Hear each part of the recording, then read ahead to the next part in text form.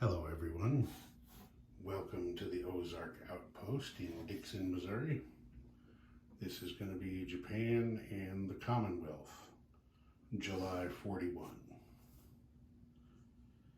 The Japanese used their tech rolls to get stage 1 of improved factories and improved construction. They have already previously completed long-range aircraft and wartime economy. They did a spy ring roll but missed. They weren't able to do any kind of counter-espionage rolls. For their build, they went with 2 mountain infantry, 3 infantry, 2 artillery, and 3 light tanks. They weren't able to do any spy action rolls. On their double agent rolls, the British and Soviet were no action. The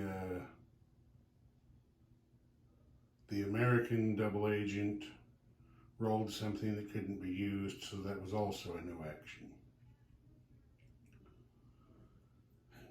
Tojo got kind of mad after the Soviets intervened in the Far East to help their Comintern brothers, so he has struck back.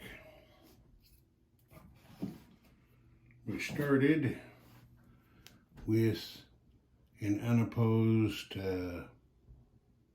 recapture of Eastern Manchuria. Those troops, there they are. Those troops came up from Korea. Then there was an amphibious invasion of Amur. Right here. There's, can you see them? Yeah. There's the fleet that did the job on them. Cost the Japanese 2 infantry to take that zone. Primorsky Krai was taken in a land attack from Korea, which took the coastal gun that was there out of play. And the Japanese got in there and captured it for the cost of 1 SNLF.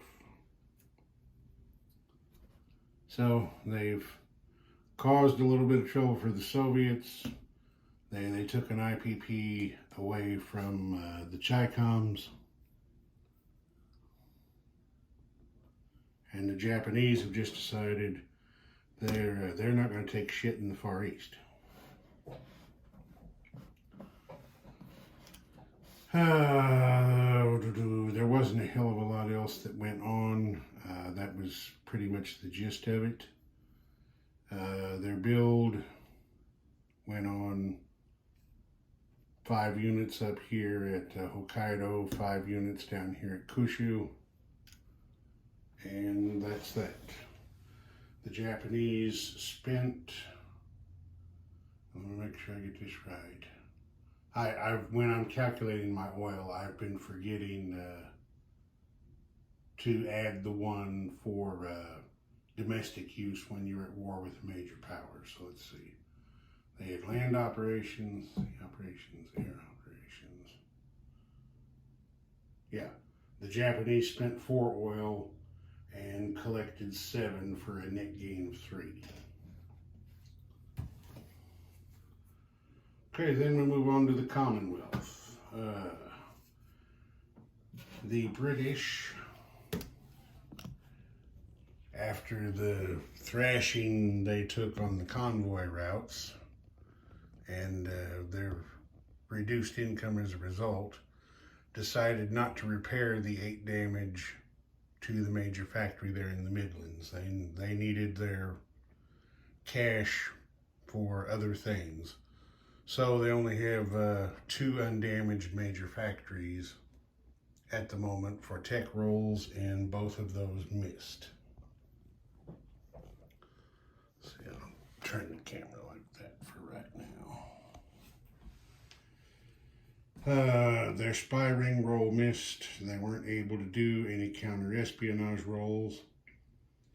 For their build, the British went with 1 fighter, 1 colonial infantry, 1 militia, and 2 marines. That was all their money but £1. See, make sure that's right. 10 and 4 is 14 and 2 is 16 and 8 is 24. Yeah, they started with 25. FEC started with 16. They bought 2 Gurkhas, 1 Marine, and started an escort carrier. Anzac built 1 transport, 1 Marine, and saved $3. The British were not able to do any spy actions because their spies around the world have all been doubled. For the double agent roles for London, the German and the German and the Italian were no action. The Soviet double agent was found out by the NKVD and put to death in a most gruesome and horrible fashion, I'm sure. Okay, then the British did have a little bit of combat. As I said, they took a thrashing from the U-boats on Germany's turn. Churchill called the First Lord of the Admiralty in for a sit down and told him what he thought about it, which wasn't very much. So, the Royal Navy sent from, they had started out right there. They sent an escort carrier with a tactical bomber and a destroyer over here to attack this U-boat, which they sank, as you can see. And then they came down here to try to do the same thing to the U-boat off Portugal, but the tactical bomber and the destroyer both missed. The U-boat decided to submerge and live to fight another day. Down here in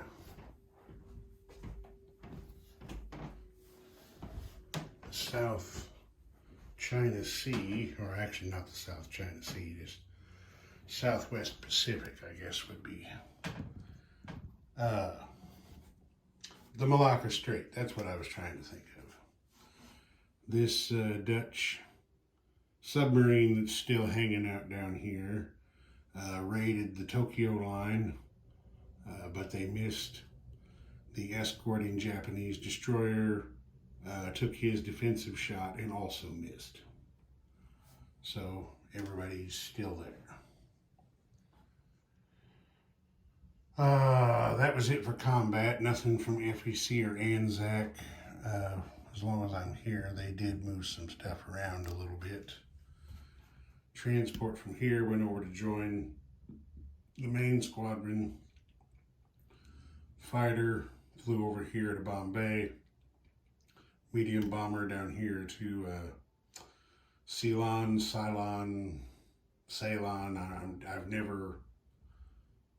I've never actually heard the name of that island pronounced, so I'm not sure how it goes.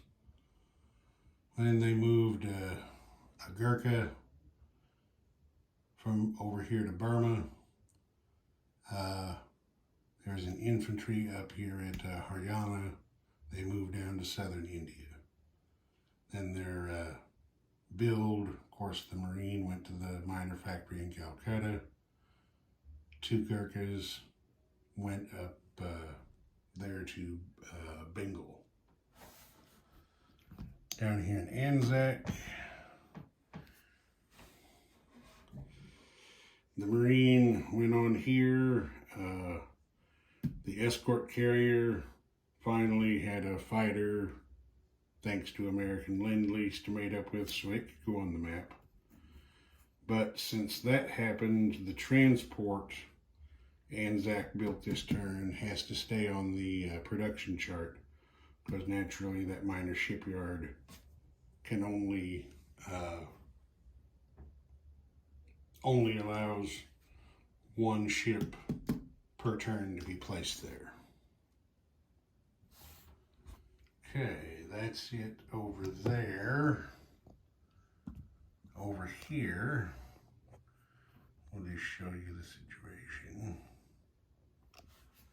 The British placed their fighter, the colonial infantry, and the militia that they built to buck up eastern Egypt there, which, as you can see, is just damn near surrounded. The only thing that's keeping them from being completely surrounded, well, actually it doesn't matter, it's not a city, never mind. They're basically surrounded. The seaplane that had been out here chasing that U-boat had been out there. You can't see quite that far. Came back to Southwest Africa and landed so that he can be redeployed. And of course, ow. Yeah, I'm gonna throw that thing away, it ain't working.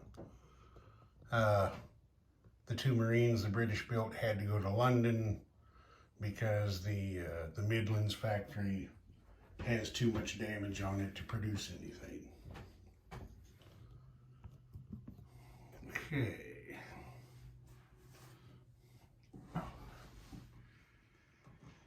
The UK spent 3 oil and collected 3, so nothing there. FEC and Anzac spent 4 oil. They moved ships around, they moved planes around, they produced ship, and they had their domestic consumption. So they spent 4 oil, they only collected 2, so they had a net loss of 2. And then everybody collected their money. Next turn, well, as of right now, you never know what the U-boats are going to do. As of right now, for next turn, the British have, was it 34, FEC has 16, and Anzac has 12. And I didn't mention it at the end of their turn, Japan has, I believe, 43. Let me count it here real quick. Yes, Japan has 43. All right, that's it for this one. Ozark Outpost, over and out.